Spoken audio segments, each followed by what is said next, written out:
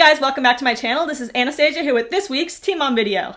We're going to be doing something slightly different this week. Instead of doing the regular Teen Mom recap, I actually want to review and kind of watch Jenelle's series called Addicted to Growth. This is her third episode. I found the first two to be like very disorganized and like half of it was her kids playing, which that's cute and all, but I want to hear the tea and the drama. So this one actually has some drama and I actually found it a lot more interesting than the Teen Mom OG episode that aired this week, which was really boring. Believe me, not that much happened. So we're going to be watching this instead. If you want to see more recaps, reviews of the Teen Mom videos, Teen Mom content, Teen Mom episodes, go ahead and subscribe. Anyway, let's go ahead and get started. This is gonna be fun. Hey, welcome to Addicted to Growth, episode 3. Now, here's a little recap. If you guys haven't caught up on episodes 1 and 2, go back and check them out. I basically separated from David for a little bit, for a few months. I moved to Tennessee to clear my head. We left off on episode 2 with filing the no contact order. October, hit down floating shelf. Not sure what the argument was about, but Jenelle stood up, then walked out. I'm not sure what the argument was about. After David's actions, Jenelle stood up and walked out of the bathroom. Broke straightener. I love this camera view and this lighting. You could tell that her agency, as she likes to call it, kind of set this up for her. Like, it looks like the beginning of a movie about like an author writing her book. Like, Jenelle was in the room and David came in. But it's just Jenelle, and I guess she's writing about incidents that happened to her and David. I don't know why she's talking about herself in the third person. Jenelle was in the room. Like, you could say, I was in the room. Maybe the report she's doing requires her to write herself in the third person. I don't know. She sounds pretty dumb. Anyway, I guess it's like incidents that her and David had of arguments. Maybe this is like for a divorce court. Let's see. That was after surgery. David went to catch her and he fell. Jenelle landed with her arm behind her back onto the ground. Jenelle then thought she broke her collarbone, but later on, after seeing a doctor and going to the ER that night, it was a popped out SC joint.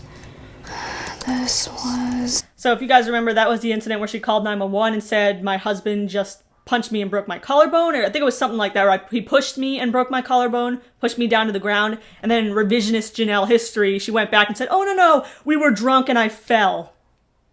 Okay.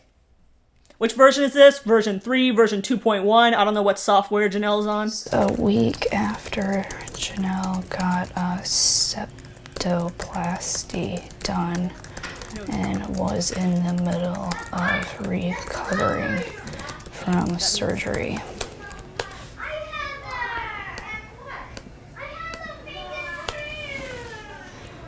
The floor with spilled coffee everywhere, broken glass on the floor from a cup. This happened at 8 a.m. in the fucking morning. Holy shit.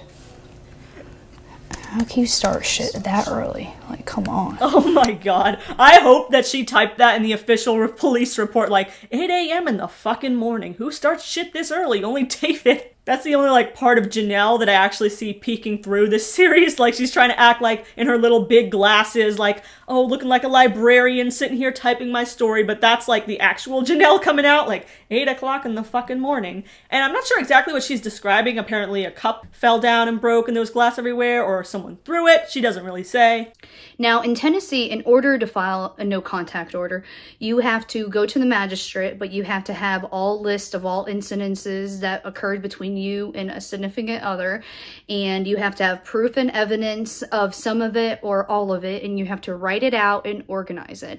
So I ended up doing that in the hotel room on my computer, on my laptop, and I basically went through my phone, scrolled through all our memories, and looked through to see when we argued, because some of the times I don't even remember when we argued, what we argued about. And when you file a no contact order, you have to have details. You know, I pulled out some incidences when we were arguing. All she really has to do is search on Twitter and she'll find like mentions of every single fight her and David have ever had. I mean, some of these Teen Mom fans are watching like crazy. And yelling at each other, and when we weren't getting along, I wrote them all down. And it took me a long time in the hotel room to go back through my memories. And when I did write the list of occurrences that happened between me and David, it was like 3 or 4 within the years we were together from 2000. So she's saying there were only 3 or 4 violent incidences or whatever between her and David, but yet there was like 25 911 calls over those 3 or 4 years. So which is it, you know? Why was 911 called 25 times, but there was only 3 or 4 incidences? Something's not right. 2015 up to 2019. So really it was towards the end of our separation and our pause of our relationship at the time when things got bad. And I just didn't know any other ways where we can get along. I felt like we were at the point of no return, and I had so much anger built up inside of me that I was very resentment towards him and holding him Remember that for later. Accountable for everything in my head. And it was just really upsetting to me. And red-faced from crying.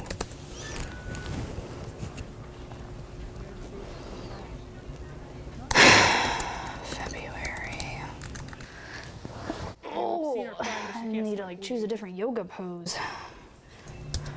Locking Janelle's car doors. Clean your fucking house. Wash my clothes? You washed your clothes, motherfucker? All the clothes. I washed everyone's clothes yesterday. Everybody's clothes. I washed loads of clothes before you ever started folding or even touched any clothes. Okay. Sure. That's it. I wish you would have shown that, like, actually on the screen, because they were literally arguing over laundry.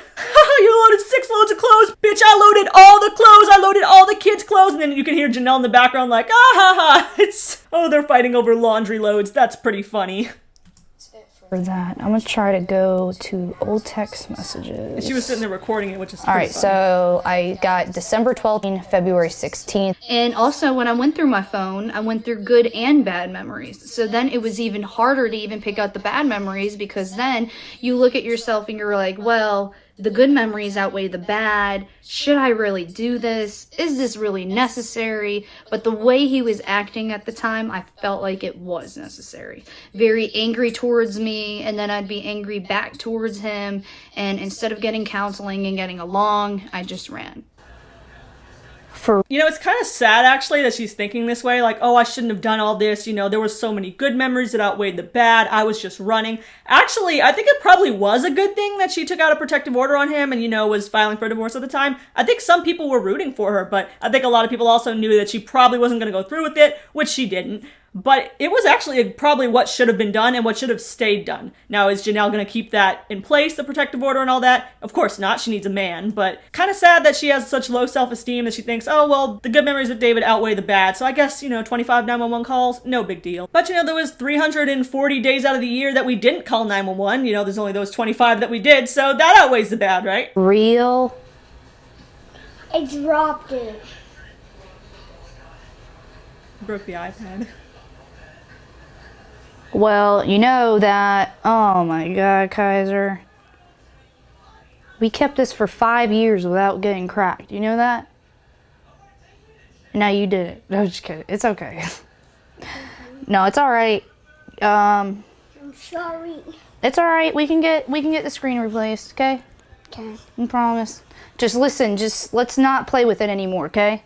Because we might break it. I was trying to like listen to some music on the headphones in the bathroom because I had to go to the bathroom.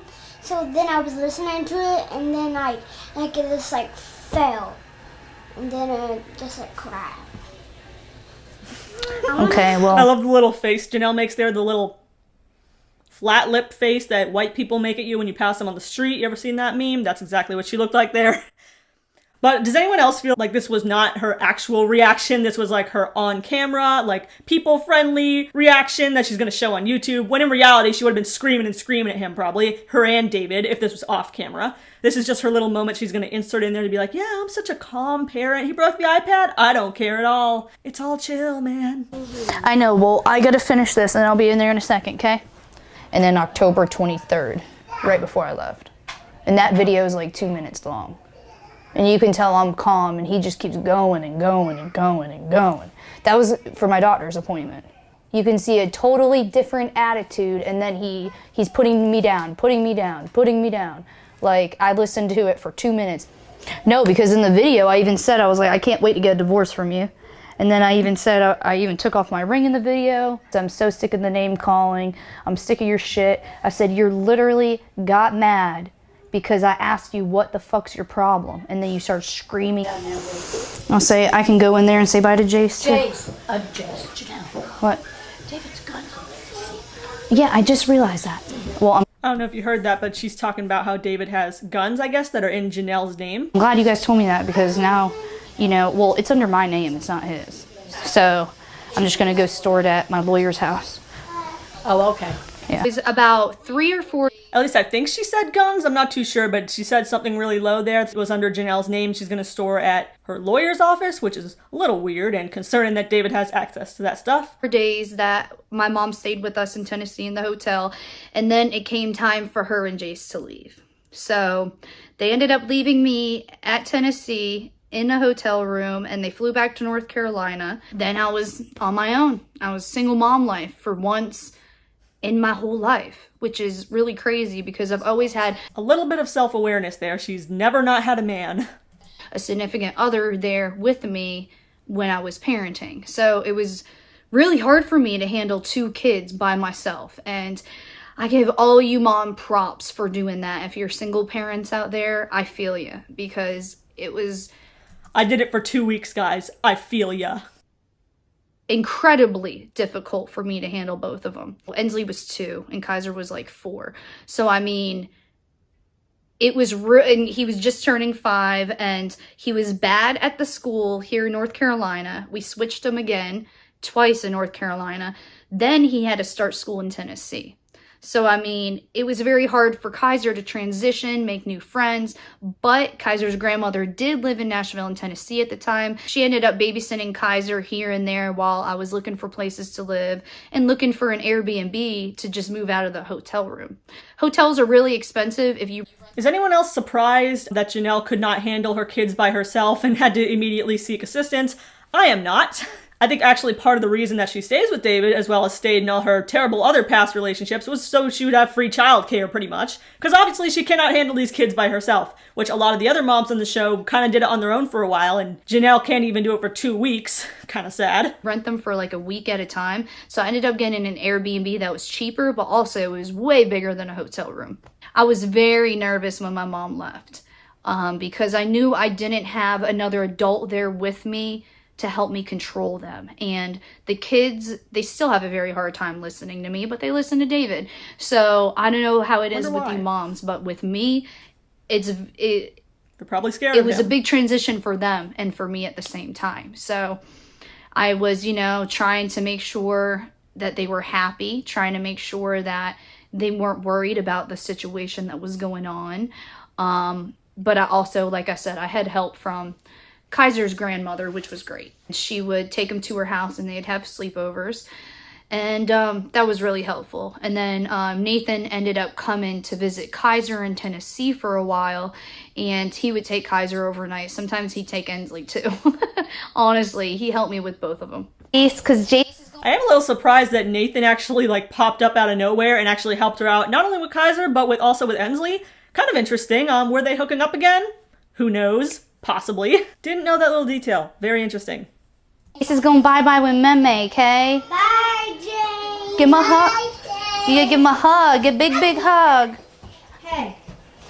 Say, we love you, Jace. Love you, Jane. Give him a hug. Big hug, Ensley. Oh, you're so sweet. Mwah. Be good on the plane, okay? It shouldn't be a long ride. You're going straight. Oh, Jace is actually going back with Barbara So you guys don't have to connect because anymore. Jenelle doesn't have custody. I love you. So actually, Jace is going back with Barbara. Nathan was taking care of Kaiser and sometimes even Ensley. So she actually didn't even single mom life for like 2 weeks, actually, because everyone else had all their kids. Anyway, we're going to skip this stuff and kind of go back to her talking. My mom left. It was time for me to file the no contact order against David. And the next day after my mom left, I ended up going to file that at my lawyer's office. At the time, I had one of the girls from the agency watch Kaiser and Ensley for me. So I don't know if you guys watched her past 2 videos, but she keeps referring to the agency, which makes her sound like a character in the frickin' Hunger Games or something, or one of those dystopia type movies that were popular like 5 or 6 years ago. The Hunger Games, Divergent, those type of things. She's like, the agency was helping me with this, and the agency was helping me with that, like this mysterious beneficial agency that is all around her at all times helping her, but she won't say who they are. She won't say who's controlling these actions. There's some theories that the agency was really MTV trying to get some footage there. That's possible, because she mentioned like the producer Kristen, I think, at one point. But she also says she's protecting their privacy. She's not going to ever reveal who the agency is. She really talks like it's some kind of government agency controlling all her actions, and she's very special and it's the FBI or something.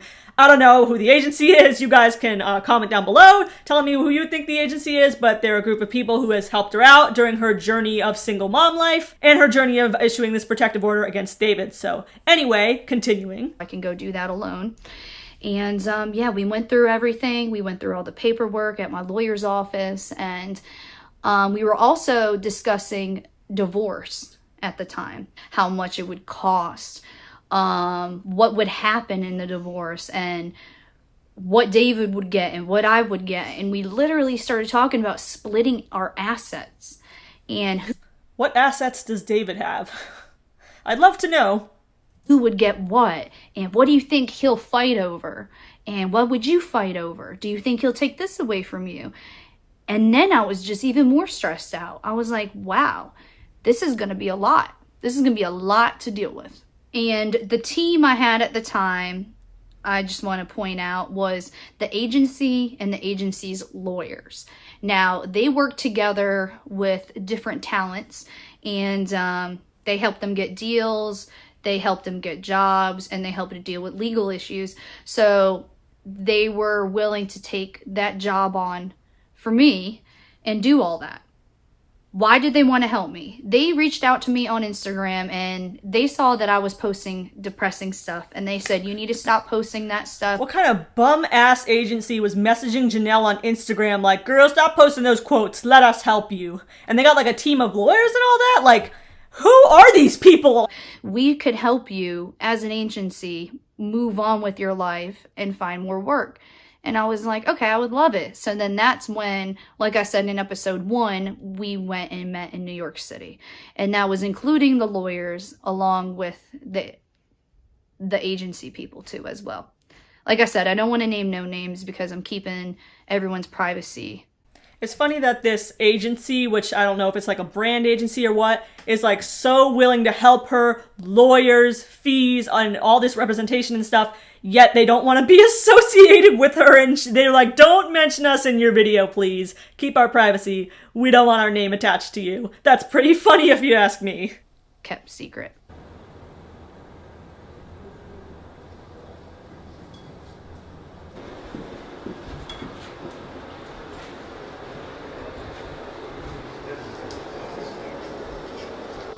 I'm filling out, this is the actual petition for border protection. Jenelle, Lauren, Eason.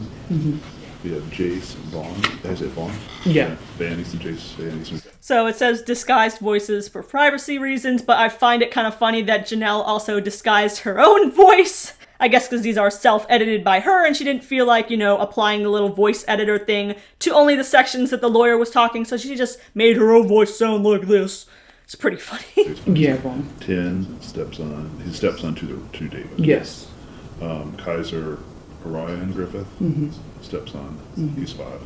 Inslee Jolie, son is 2, and that's David's dog. Also, loving the fashion here. She got the big old glasses on, the shirt that buttons up all the way to her neck, the polo shirt coming out of it. That's Jenelle's lucky court uniform. I remember there was like an old Teen Mom 2 episode where she's like, these are my lucky court heels, and they were like these big old stiletto stripper heels. So it's good to know that she's improved on her courtroom attire. Maybe her agency helped her out with that as well. Warren Eason, 62388, 76 Moneyball Road, Greenville, North Carolina. He doesn't have an employer. Has he texted you last night? No, he messaged me this morning and just said he was looking over, I guess since he got his Instagram account back, there's a lot of old videos and a lot of old pictures that he's still looking at. So I see that he's taking, Instagram's telling me he's taking screenshots of old stuff, and then he said, my geese heard my voice and started freaking out.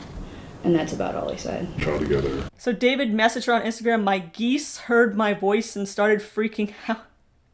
What does that mean exactly? Was he staying at her house during all this? And the geese, David's weird.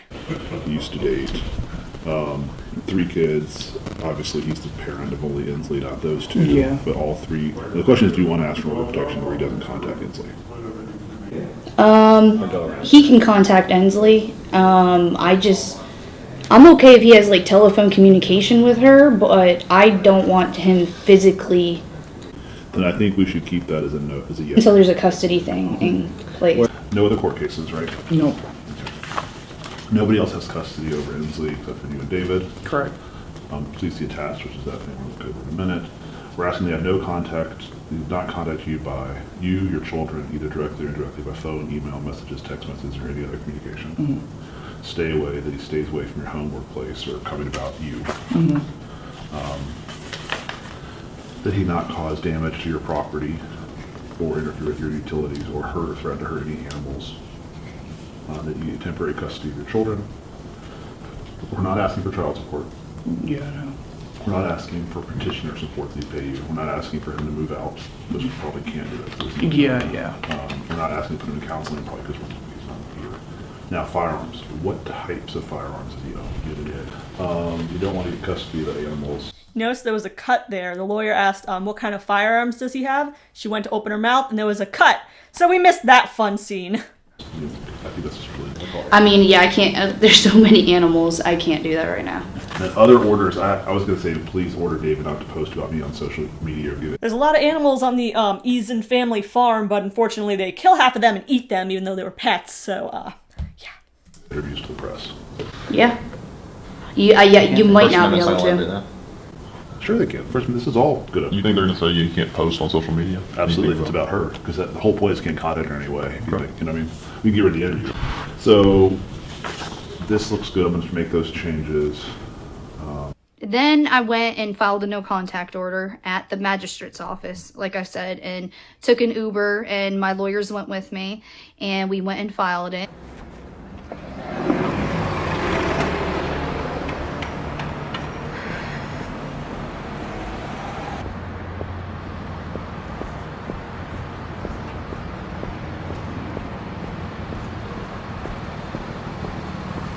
I'm feeling good. Just don't know how he'll react, but you know, I have no idea. But you know, once he gets the paperwork, he'll see that he can't, you know, destroy my stuff, and that's like what I'm worried about, really.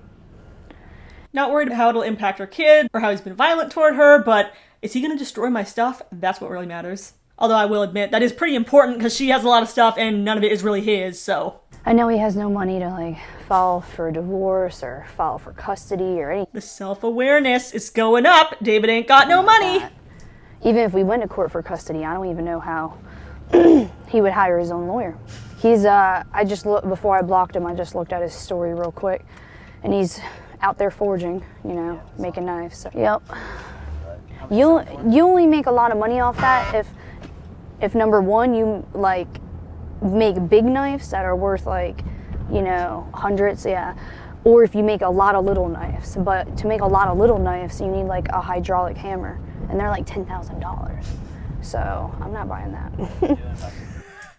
Oh, I love how she's actually criticizing David here. She's like, oh, he's in the backyard forging his knives. And when she first said forging, I thought, is he forging some documents or something? But no, he's making his little knives. That was like a thing on Etsy for like, what, a month he did that maybe? And she's basically laughing at it like, dude, you're not gonna make any money off that. You're not making enough, and you're not making them big enough. Kind of loving the self-awareness here. But good, maybe he'll work some of his anger out. He'll wear himself out. He knows something's up. Yeah, he knows I'm about to do something. Yeah, and I think that's, best anyway. For me not to be in North Carolina at all. They have the weirdest laws too. Like in South Carolina, when you have a baby, when they're born, mother gets full custody until you go to court. Yeah, and then in North Carolina, it's 50-50. Look at family lawyer Yeah. Jenelle Evans over here. Yeah, I texted her. I said, are they okay? She's like, they're wild. I'm like, yep. I said, sorry about that. Nope. He spoke to me over his mom's phone while I was there. And he texted me and said, just was checking on you, but I never texted him back or called him back or nothing. I can't believe he drives that much from Florida to North Carolina or to Tennessee so much. Where does he drive in Florida? Say again? Sarasota.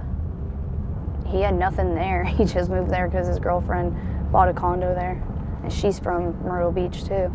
So they kind of just both moved there not knowing anyone or anything. Does he work? No. Like I said, he gets $3,000 a month from the VA for disability. Is he 100%? So that's how Nathan is surviving without any job or income. Apparently he makes $3,000 a month from the VA. That's a lot of money. And you could tell that, something's a little off with him. I think he has some sort of PTSD. So I'm not saying that he doesn't deserve that money, but I guess he can just move to Florida and pretty much abandon his kid with Jenelle, which is pretty sad. Yeah. From TBI and PTSD. Yeah, PTSD and TBI, I think she said. He can't go see fireworks or nothing on the 4th of July and stuff like that. Yeah. It's not easy. And his speech isn't all that well. Nathan? I mean, it's fine, but he uses big vocabulary words out of context that don't make sense. Jenelle saying that Nathan uses big vocabulary words out of context, like stupid ass Nathan and his speech issues. And it just reminds me of when she and Nathan always used to say, dramatic. I'm gonna need to see a dramatic change from you, Nathan. Dramatic is not a word, and I'm not sure if that's what she's referring to, because she used to say that too. And she, to this day, still uses these big vocabulary words out of context to try to look smarter than she actually is. Like, she literally does that all the time. If you remember earlier in this video, when she said, I got remarkably, she used the wrong term, remember? She said, I need to see a remarkably change or something like that. I forgot exactly what it was, but earlier in this very video, she used a big vocabulary word out of context and made herself look stupid. You and Nathan are actually probably kind of a good match because you're both dumb as hell and you both use big words out of context. Anyway. People on Twitter are like, go to bed, Nathan, you're drunk. Doors. Go to bed, Nathan, you're drunk.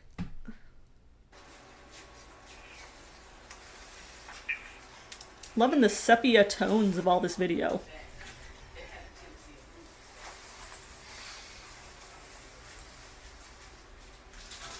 So I basically had a period of 2 or 3 months that was a temporary order for David, and it also protected the kids. So within those few months, David could not contact me until we go to court and resolve our issues and decide what was going to happen at court, if the no contact order would continue permanently for a year or if it would be, dropped and dismissed.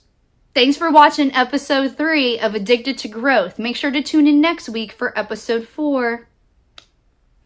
Alright, and that's all for episode 3 of Jenelle's series, Addicted to Growth. And this episode was called Dumb with Drama, but the whole series is drama, so that's pretty funny. If you guys like this more than my regular Team OG recap, go ahead and leave a comment down below letting me know. I was just doing this for this week, but I might do it next week too, depending on the response, whether you guys liked it more, whether you thought it was more interesting than the Team OG recap. But don't worry, I'm not going to stop doing the regular Team Mom recaps. So go ahead and leave a comment down below letting me know what you thought of this episode, and subscribe for more Team Mom recaps every week.